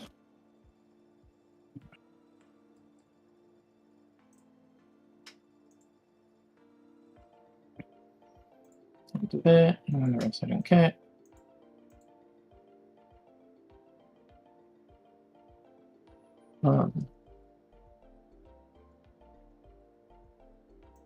Canis is going to start his march.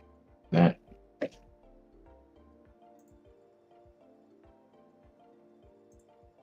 And this Rhino. What's your challenger, Ash? Oh, yeah. Oops.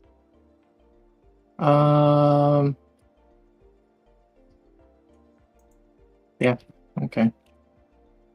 Where's my deployment zone? Yes. Yes. Yep. Okay. These will... So, looks like a 3 points from Challenger. I don't know if she's going to get the Storm. The Storm's going to be the tough part. But that would bring her up to 51. She'd be down 9 going into battle round 5. There is still a chance for Deimos here. Yeah. It's going to come down to tactical objective draws in the last 2 turns. So 1/2. 6.5. 8.5. 12, 13. 14, 15, a bit. Move away a little bit from them. Outside of 6. Judith won a game by bonking 1 last Plague Marindy. That's score mark for death. Yeah, it's kind of wild. She's got a Twin Links Flamer and a 2 damage mace. It's not the most exciting melee profile, but for a support unit, it certainly helps. All right. Do we shoot the Palatine? You got to kill this lady, man. You got to make her go away. She's about to do so much damage. Through suffering and sacrifices, max activated. Oh, nope. I guess we're just leaving it. Okay. Well, fair enough. Would you like to avoid for now? What? Yeah, sure. I'll watch you. Okay. Now, I don't... she hasn't respawned yet, right? Okay. So we could see a Divine Intervention here to keep her alive. Oh. Yeah. Full Riser. Yeah. Not if Deimos just keeps missing. 1. Shit, she saves. Okay. Ah! Not like this. Not an entire Rogaldorn. Into one girly, and she just tanks it like a boss. Cool. All right. She's too strong. 3 up. 3 up. 3 up. Okay. Good. Okay. Shooting. Juna shoots. Spend the CP, chuck a grenade at this Vanquisher. Triple check she has grenades because, like, random characters lose grenades for no reason.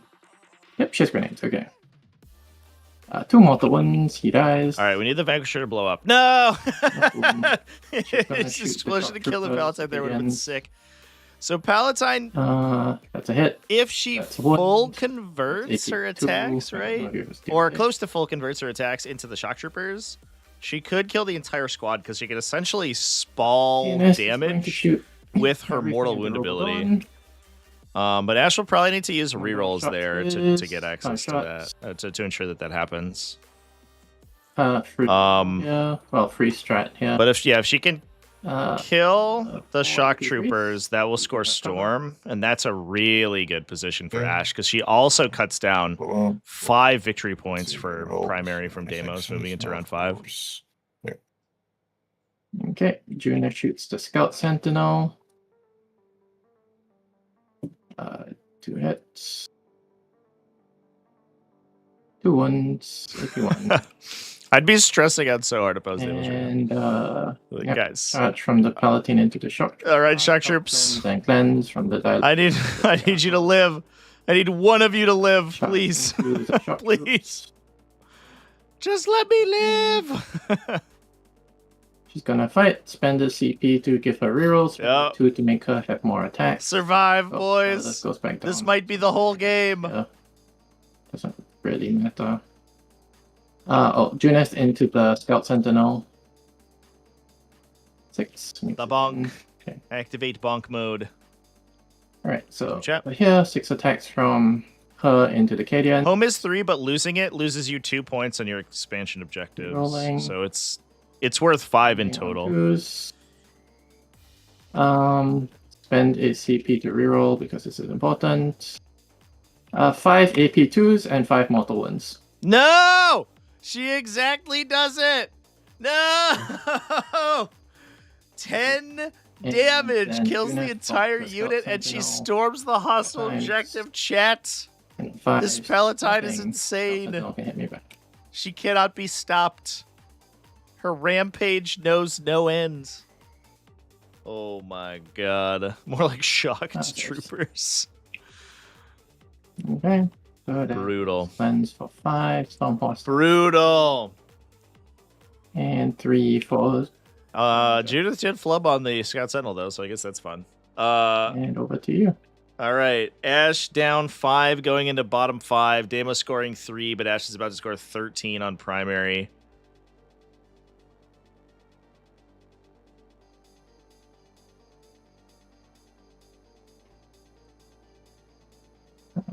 Miracle for slot turn is a 3. What did we just score out? Sabo?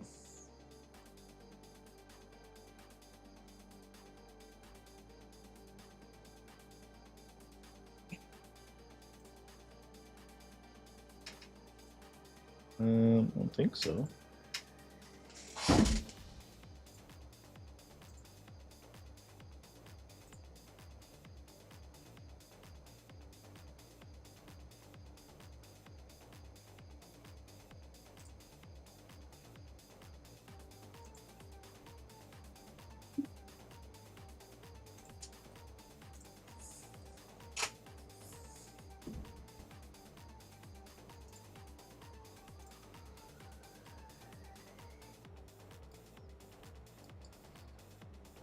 Deimos, you don't get defend last turn, right?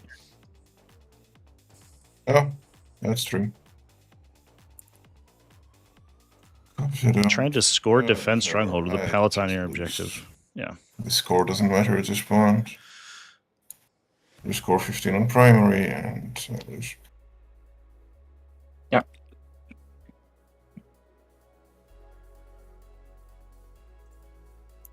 Oh, that's it. Yeah.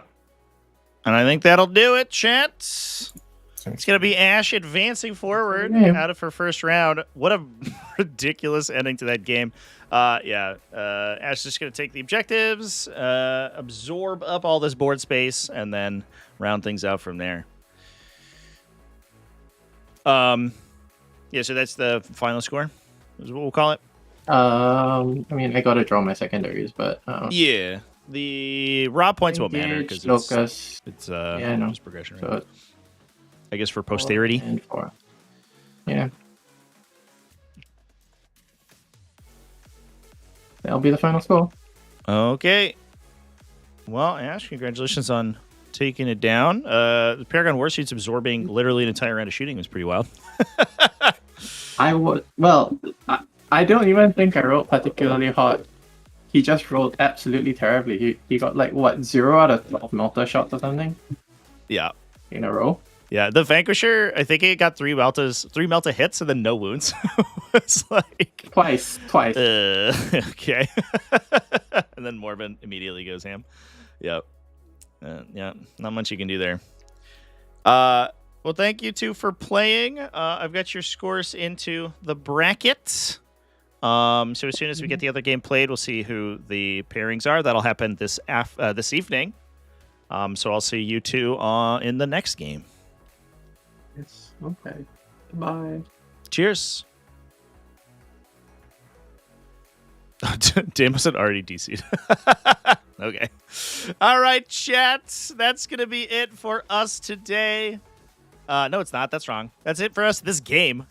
If you hold on, though, as I end out this game, we're going to go ahead and hop on over to the next stream. That's going to be this evening, 5 p.m. U.S. Eastern Time, so about 6 hours from now is the next scheduled game. That's NC Conroy versus Darren, Adeptus Mechanicus versus Space Wolves. It's going to be the next round. Thanks, everyone, for watching this time around.